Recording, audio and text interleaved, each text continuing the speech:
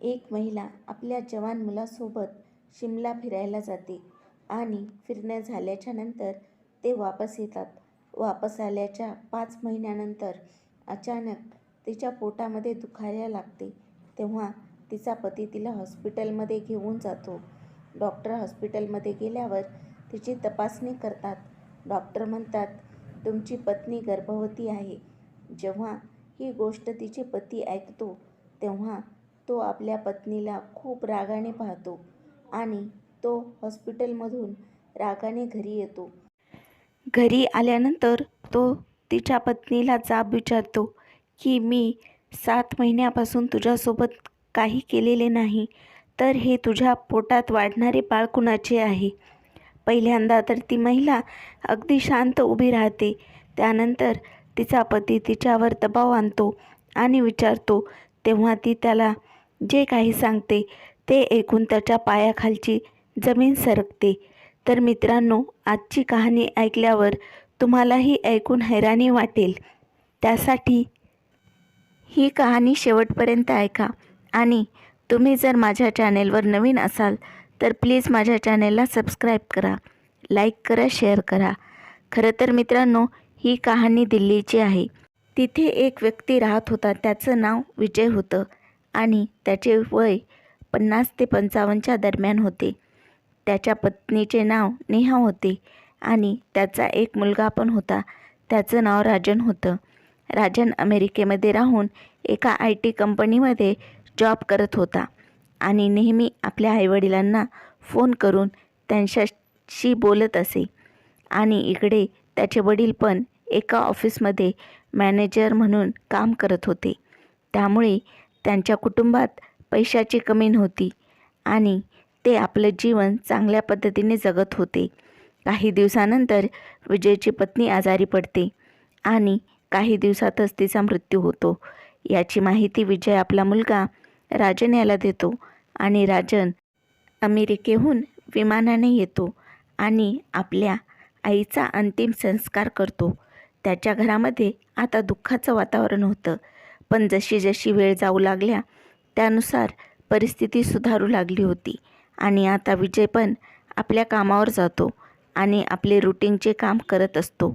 त्याचप्रमाणे आता राजन देखील त्याच्या वडिलांना म्हणतो, आता किती दिवस असं बसून राहायचं, त्यामुळे मी आता परत अमेरिकेला जातो.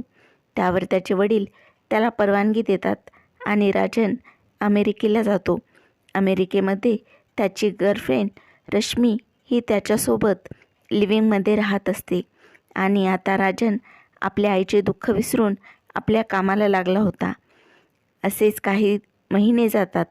त्यानंतर राजनच्या मोबाईलवर अचानक एका दिवशी एका व्यक्तीचा फोन येतो आणि तो त्याला सांगतो की तुझे वडील घरामध्ये एका 23-24 वर्षाच्या मुलीला घेऊन आले आहेत. जेव्हा ही गोष्ट राजन ऐकतो तेव्हा त्याला खूप राग येतो. पण त्याला असं वाटतं की माझे वडील मॅनेजर असल्यामुळे त्यांची कोणती सेक्रेटरी वगैरे असेल, त्यामुळे तो गोष्टीकडे दुर्लक्ष करतो आणि आपल्या वडिलांना फोन करतो.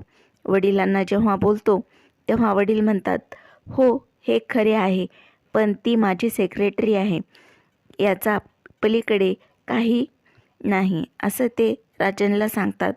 राजन आपल्या वडिलांनी सांगितलेले ऐकतो आणि आपले नॉर्मल जीवन जगू लागतो. पण त्या व्यक्तीचे वारंवार फोन येत असतात आणि ते सांगतो की ती मुलगी रोज तुमच्या घरी येते. त्यावर राजनला आता संशय येऊ लागतो आणि तो विचार करतो की ही गोष्ट आपल्याला तिथे गेल्याशिवाय कळणार नाही.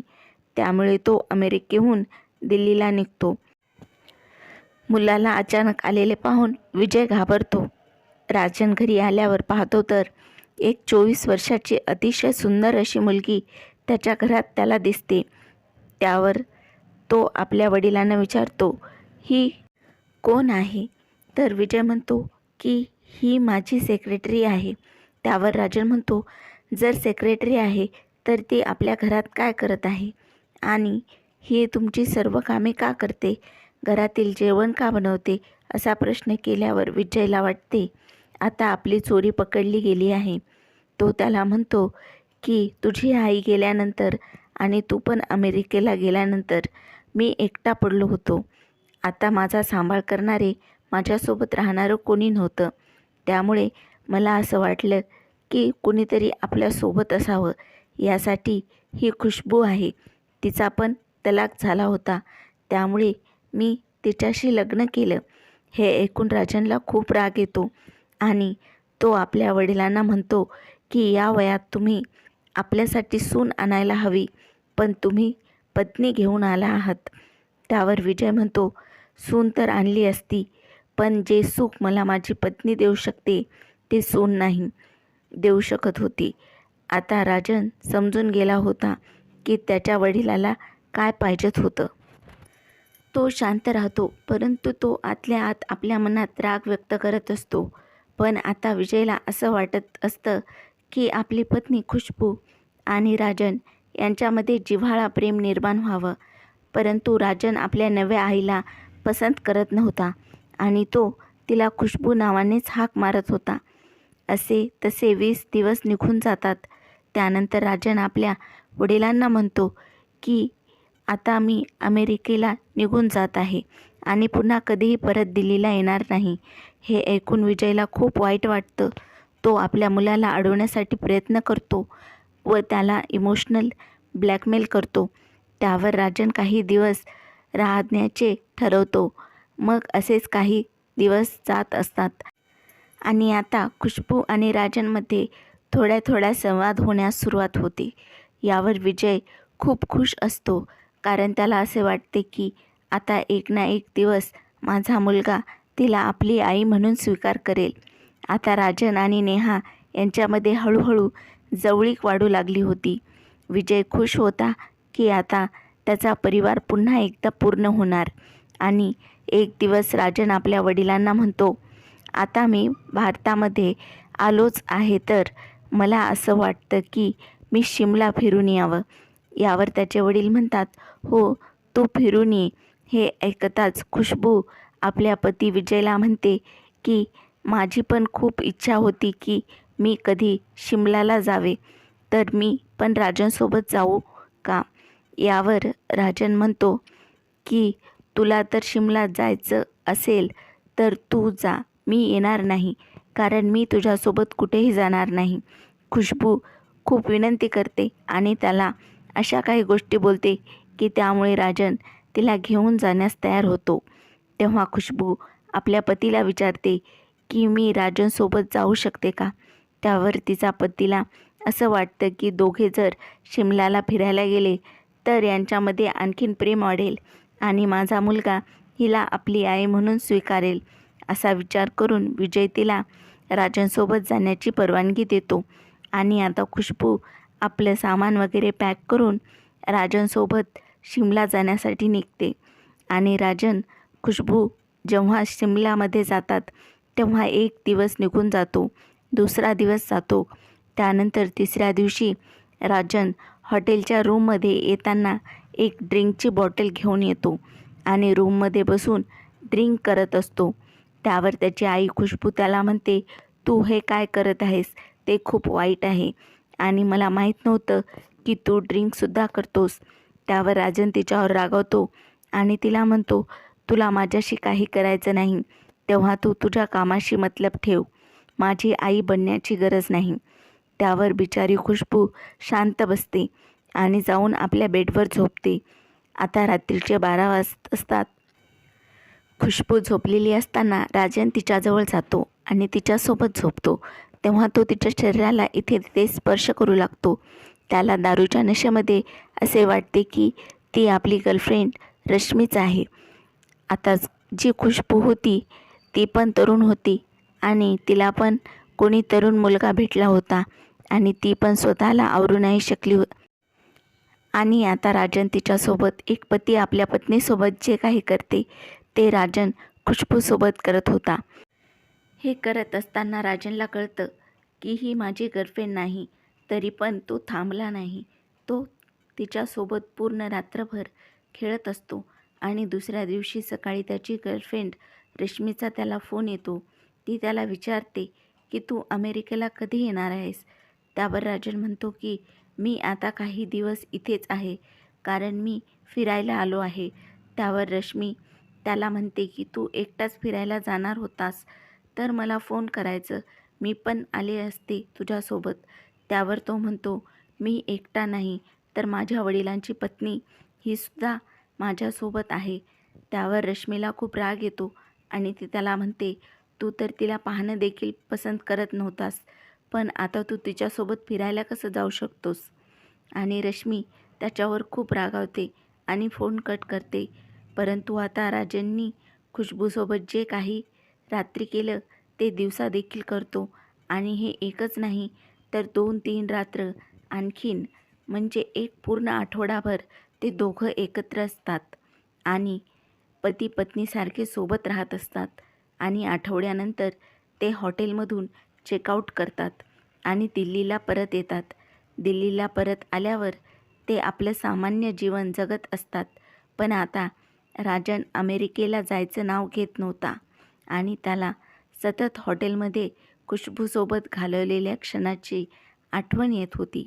आता राजन खुशबूवर प्रेम करत होता आणि इकडे खुशबू आपल्या पती विजयपासून दूर दूर राहत होती.